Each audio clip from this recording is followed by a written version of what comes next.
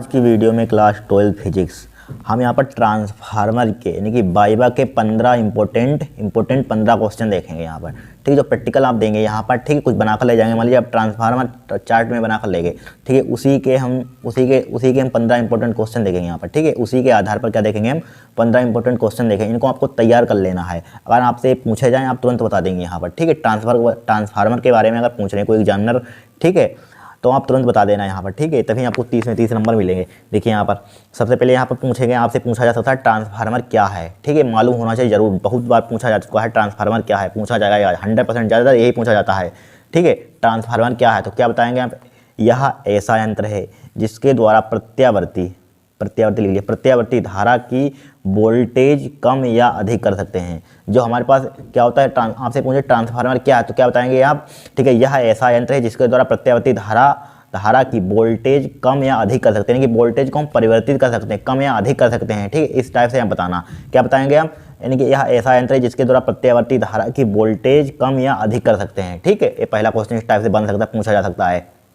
फिर देखिए, ट्रांसफार्मर में प्राइमरी एवं सेकेंडरी के बीच प्रतिरोध कितना होता है, बहुत इंपॉर्टेंट है, ध्यान रखना, वेरी मोस्ट इंपॉर्टेंट क्वेश्चन इसी टाइप से पूछे जाएंगे।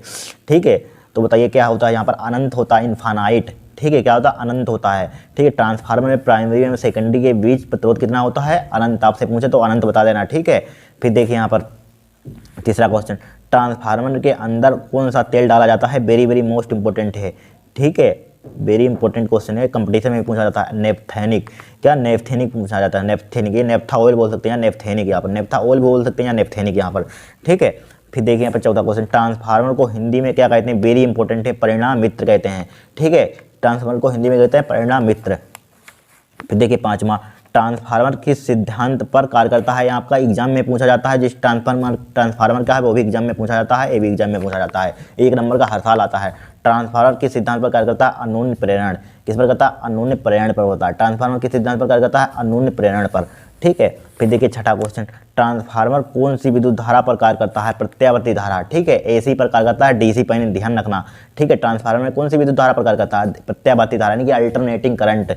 ठीक है, जो हमारे घरों में आती है। फिर देखिए ट्रांसफार्मर कितने प्रकार के होते हैं, ट्रांसफार्मर 2 प्रकार के होते हैं, ऊंचाई ट्रांसफार्मर, अपचाई ट्रांसफार्मर मालूम होना चाहिए।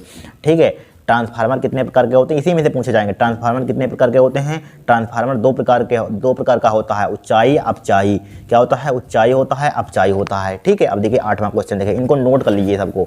ठीक है, इनको क्या कर लेंगे आप, नोट कर लेंगे। अब देखिए यहाँ पर नेक्स्ट क्वेश्चन देखेंगे हम। फिर देखिए, ट्रांसफार्मर में पटलित लोह क्रोड का उपयोग क्यों किया जाता है, बताइए यहाँ पर क्यों किया जाता है, क्योंकि भंवर धारा को कम करने के लिए उपयोग किया जाता है। क्यों किया जाता है, भंवर धारा को, जो भंवर धारा होती है हमारे पास, उसको हम कम करने के लिए क्या किया जाता है, ट्रांसफार्मर का उपयोग करते हैं। ठीक है, ध्यान रखना यहाँ पर। फिर देखिए ट्रांसफार्मर में क्या नहीं बदलती, ट्रांसफार्मर होता है उसमें क्या नहीं बदलती, ध्यान रखना, आवृत्ति नहीं बदलती है यहाँ पर। ठीक है, क्या नहीं बदलती है, आवृत्ति। फिर देखिए 10वां क्वेश्चन, ट्रांसफार्मर की दक्षता कितनी हो या कितना होता है या कितनी होती है, कुछ भी लिख लीजिए, कितना होता है। ट्रांसफार्मर का दक्षता कितना होता है, 100% से कम। आधुनिक ट्रांसफार्मर का दक्षता 90% तक होती है, यानी 100 से 90% ध्यान रखना आप। ठीक है, फिर देखिए यहाँ पर 11वां क्वेश्चन, ट्रांसफार्मर में तेल क्यों डाला जाता है, कारण क्या है तेल डालने का। ठीक है, आप जानते होंगे तेल क्यों डालते हैं, ट्रांसफार्मर को ठंडा रखने के लिए। ठीक है, अगर तेल नहीं डालेंगे हम तो क्या हो जाता है, ट्रांसफार्मर गर्म हो जाएगा यहाँ पर, इसलिए हम तेल डालते हैं यहाँ पर। ठीक है, क्या डालते हैं, तेल डालते हैं यहाँ पर। ट्रांसफार्मर में तेल क्यों डाला जाता है, क्योंकि ट्रांसफार्मर को ठंडा करने के लिए डाला जाता है। किसके लिए डाला जाता है, ठंडा करने के लिए। ठीक है, फिर देखिए ट्रांसफार्मर में परिणमन अनुपात का सूत्र क्या है, एग्जाम में भी इस पर सवाल आता है।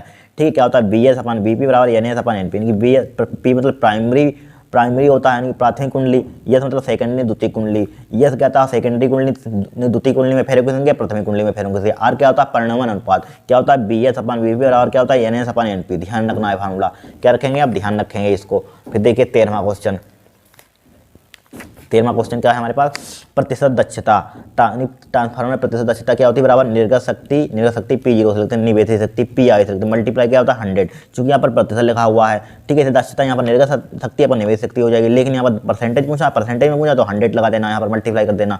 ठीक है, क्या हो जाएगी, निर्गत शक्ति P0, निर्वेशित शक्ति PI। ईटा बराबर क्या होता है, P0/PI ठीक है, मल्टीप्लाई क्या हो जाएगा 100 हो जाएगा यहाँ पर। ठीक है, लिखिए यहाँ पर ये फार्मूला जरूर पूछे जाएंगे, ध्यान रखना, एग्जाम में भी इस पर सवाल आते हैं, इसलिए इनको याद कर लीजिए अभी से। ये भी यहाँ पर भी काम आ जाएंगे और एग्जाम में भी काम आ जाएंगे, प्रैक्टिकल में भी काम आ जाएंगे वाइवा में। ठीक है, देखिए यहाँ पर प्रतिशत दक्षता क्या होती है, निर्गत शक्ति इनकी P0 निवेदित शक्ति इनकी PI मल्टीप्लाई के 100 बराबर इसी को लिखते हैं P0 अपन PI मल्टीप्लाई 100, ये ध्यान रखना। ठीक है, अब देखिए 14वां क्वेश्चन देखेंगे हम। देखिए ट्रांसफार्मर में प्राथमिक एवं द्वितीयक वोल्टता के मध्य कलांतर कितना होता है, 180 डिग्री होता है। कितना होता है, 180 डिग्री, याद रखना है यहाँ पर। ठीक है, फिर देखिए ट्रांसफार्मर का मूल अवयव नहीं है, जो मूल अवयव नहीं है flask, very most important question है। ट्रांसफार्मर का मूल अवयव नहीं है, कौन सा होता है, फ्लास्क होता है। ये 15 क्वेश्चन है इंपॉर्टेंट, इनको आप तैयार कर लेना है। ठीक है, इनको 100% तैयार कर लेना, वेरी मोस्ट इंपोर्टेंट क्वेश्चन। अगर पूछा जाएगा तो इसी से पूछा जाएगा, ज़्यादातर यही क्वेश्चन पर पूछा जाएगा। ट्रांसफार्मर का सिद्धांत क्या है, किस में तेल क्या डाला जाता है, ट्रांसफार्मर क्या है, ठीक है, किस धारा पर काम करता है, कौन सी इसमें धारा बहती है, यही पूछा जाएगा क्वेश्चन। उसका मतलब कि फार्मूला क्या है, सूत्र क्या है, बस यही बताना। ट्रांसफर कितने प्रकार के होते हैं, इसी 4-5 क्वेश्चन में इसी में पूछा जाए, और कुछ बनते ही नहीं ज़्यादातर। ठीक है, यही पूछा जाएंगे, इतना वहाँ कहाँ टाइम होता है।